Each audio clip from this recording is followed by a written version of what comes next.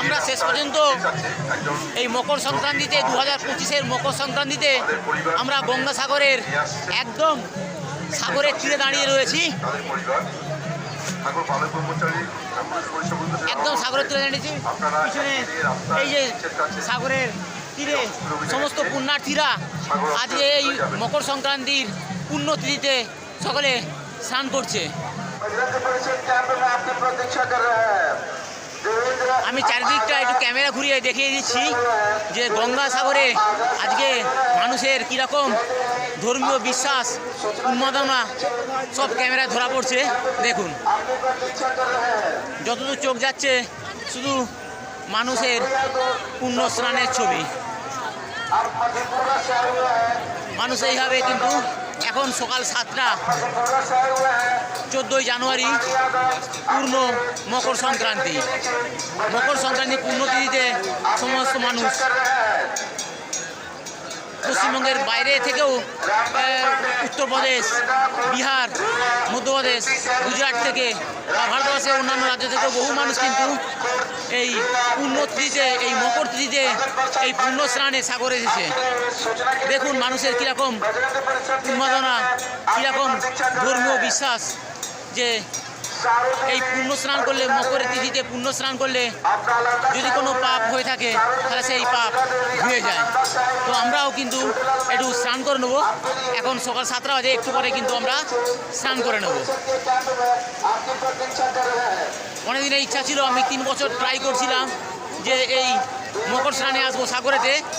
তো এই 2025-এ মকর তিথিতে আমরা মকর স্নানে এসেছি।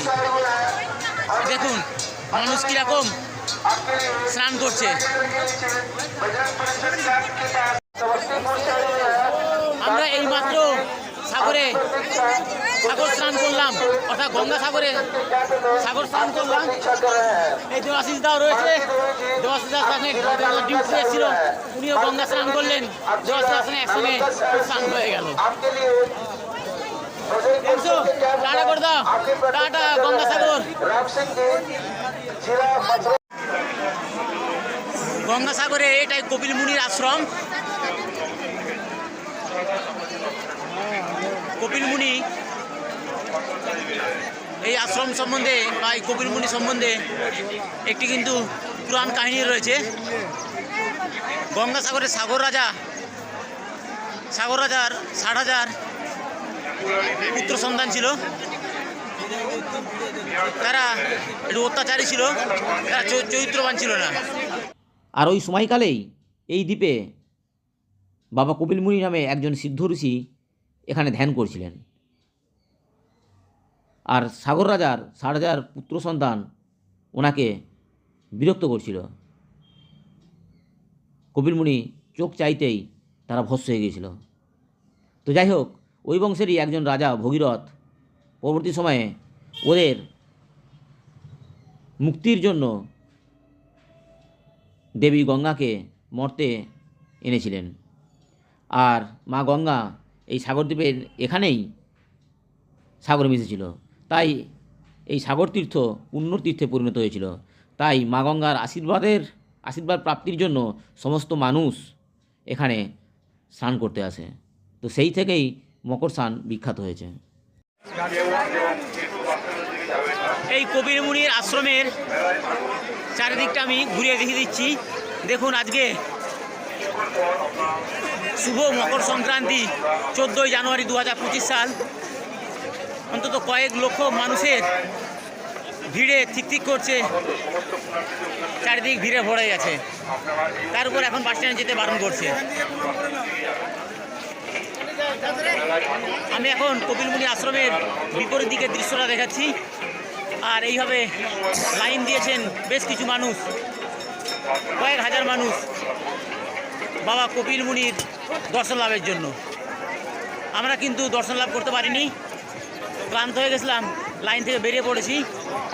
বাবাকে দূর থেকেই প্রণাম জানিয়ে আমরা এই মেলা প্রাঙ্গণ, এই গঙ্গাসাগর, আমরা গঙ্গাসাগরতে প্রস্থান করছি।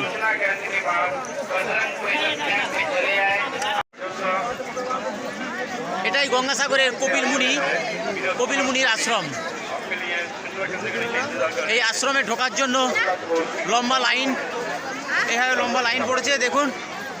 আমরা লাইনে দাঁড়িয়েছিলাম প্রায় 1 ঘন্টা ধরে লাইনে থাকার পরে আমরা শেষে এই বাঁশের ব্যারিকেড দিয়ে আমরা বাইরে বেরিয়েছি। অনেকে বাইরে বেরিয়ে আসছে, তার কারণটা কি 1 ঘন্টা লাইন দেওয়ার পরও আমরা পৌঁছতে পারিনি। এখনও ওই মন্দির সামনে 200 মিটার যেতেই, 200 মিটার হবে না, 100 মিটার যেতেই বোধহয় ঘন্টা 2 সময় লাগবে। মাঝে মাঝে ব্যারিকেড দিয়ে আটকে দিচ্ছে, তাই আমরা বেরিয়ে আসছি। অনেকে বেরিয়ে আসছে, খুবই ব্যবস্থা সেরকম ভালো লাগলো না। সব জায়গাতে শুধু প্রচুর পুণ্যার্থীর ভিড়ের জন্যই হোক বা অব্যবস্থাকর ব্যবস্থার জন্যই হয়তো এই কৃত্রিম ভিড় হচ্ছে। সেই জন্য আমরা আর ভগবান কপিল মুনির দর্শন লাভ না করেই, দূর থেকে দর্শন লাভ করেই বেরিয়ে যাচ্ছি। আমরা এখন বাস স্ট্যান্ডের দিকে বেরিয়ে যাব। জয় বাবা কপিল মুনির জয়। ভিডিওটা ভালো লাগলে লাইক দেবেন, আর যদি আমার চ্যানেল এখনও সাবস্ক্রাইব না করে থাকেন চ্যানেলটি সাবস্ক্রাইব করে দেবেন এবং পরে ভিডিও বার্তা পেতে পাশের বেল আইকনটি প্রেস করে দেবেন। ফলে যখনই আমি আমার চ্যানেলে নতুন কোনো ভিডিও আপলোড করব আপনারা সঙ্গে সঙ্গে বার্তা পেয়ে যাবেন। আজ এই পর্যন্তই, আবার পরের ভিডিও দেখা হবে। নমস্কার, সবাই ভালো থাকবেন।